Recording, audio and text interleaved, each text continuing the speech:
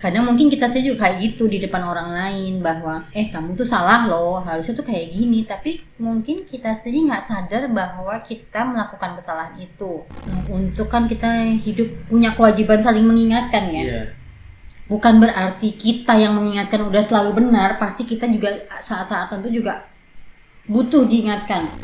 Kalau bilang aturan, ya bener kata Bunda tadi, karena kita mikirnya aturan manusia yang bisa benar bisa salah, jadi ya kadang-kala kita ngikutin apa maunya kita doang ya.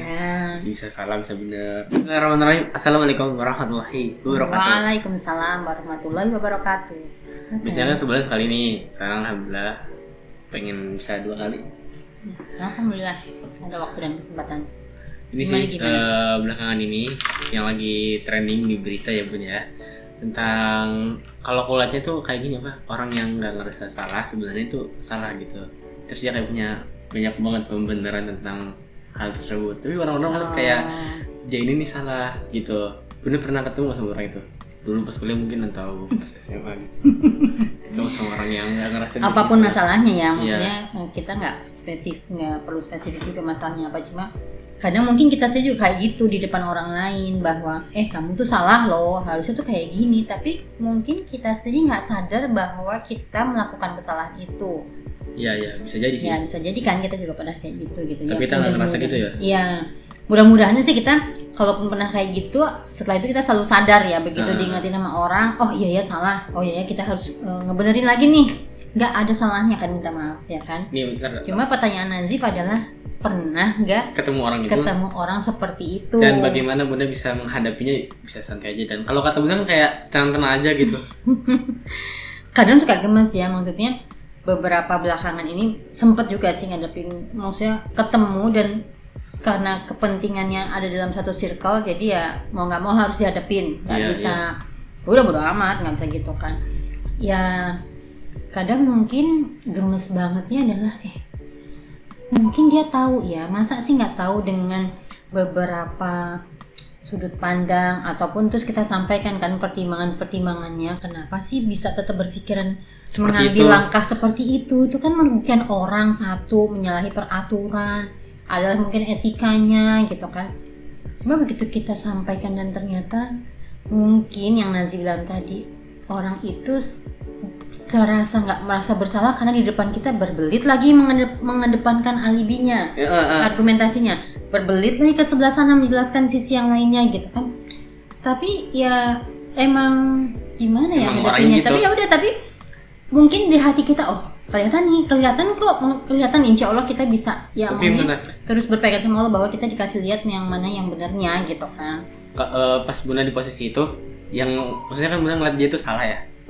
Itu orang lain juga ngeliat dia salah atau Bunda doang? Jangan kita sendirian doang yang merasa bahwa dia salah gitu kan. Ya kalau misalkan emang itu sebuah forum atau kita dalam circle yang ada beberapa orang gitu kan, kita bisa saling diskusi ya sebenarnya sebaiknya gimana sih gitu kan, keputusan dan langkah yang harusnya kita ambil itu gimana. Dan dari situ kan kita bisa tahu bahwa sekitaran kita tahu juga nggak sih bahwa dia tuh salah gitu. Pasti tahu lah kan, setiap manusia dikasih insting ya, dikasih akal. Iya, dikasih akal berpikir. Nah sebenarnya balik lagi sih, mau gimana pun patokan ujungnya yang tertinggi adalah aturan dari agama ya, dari Allah kan.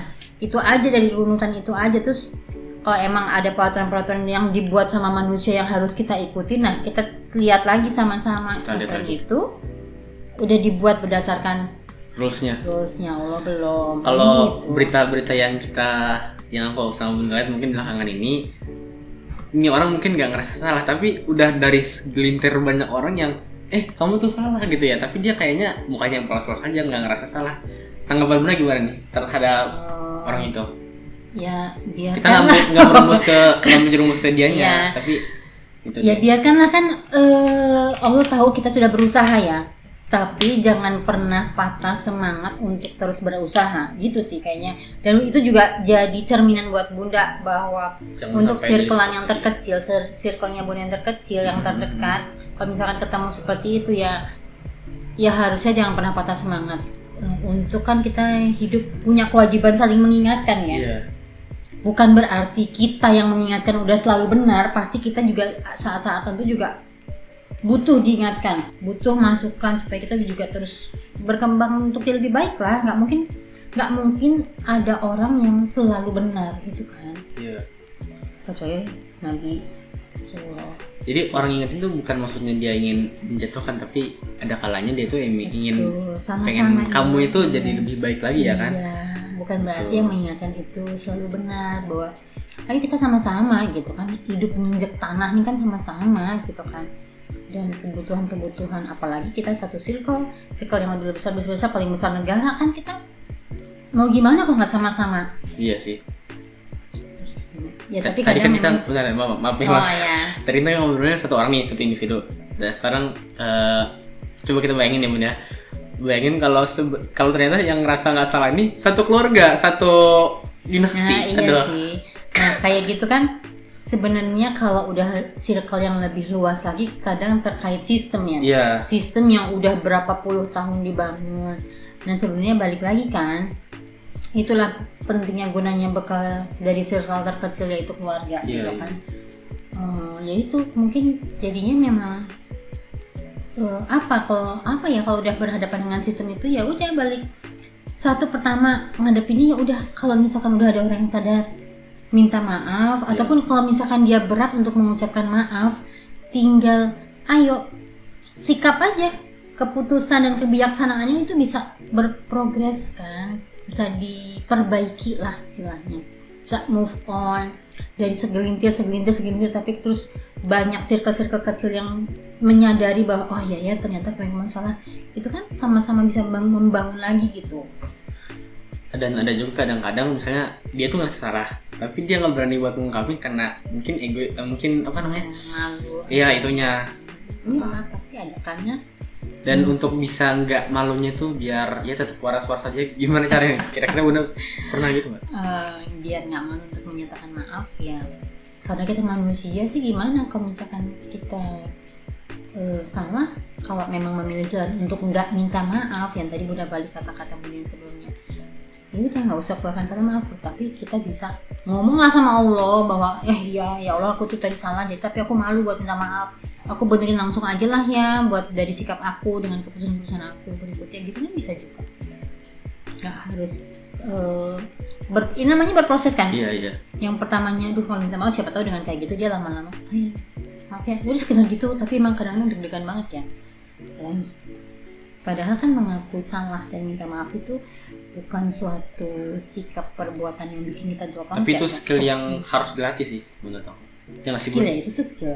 Itu skill tuh. Nggak paham. Kalau menurut itu skill tuh. Ya mungkin cara memotivasi diri untuk menyampaikan itu skill ya. Cara menyampaikan itu skill, tapi mengungkapkan kesadaran. Iya, kesadaran tuh skill.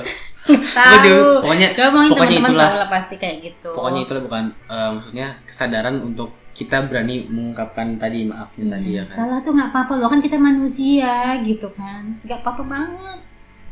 Ya kalau udah tahu salah ya udah ngomong aja, nggak usah berbelit-belit gimana sih. Nah iya, itu pada saat diri kita tahu kita salah tapi kita nggak pengen terlihat salah, terus jadinya kita muter sana muter sini mengajukan argumen apa, alibi apa, itu malah tambah rumit sebetulnya loh, karena berputar-putar aja di situ tanpa kita menemukan solusinya, kita harus berbuat apa ke depannya, kan kasihan sekeliling kita yang ini kan. Ini kita bukan menjerumus satu atau beberapa orang, tapi kita ya berkaca ke diri kita sendiri, semoga kita nggak jadi kayak beberapa orang itu. Amin.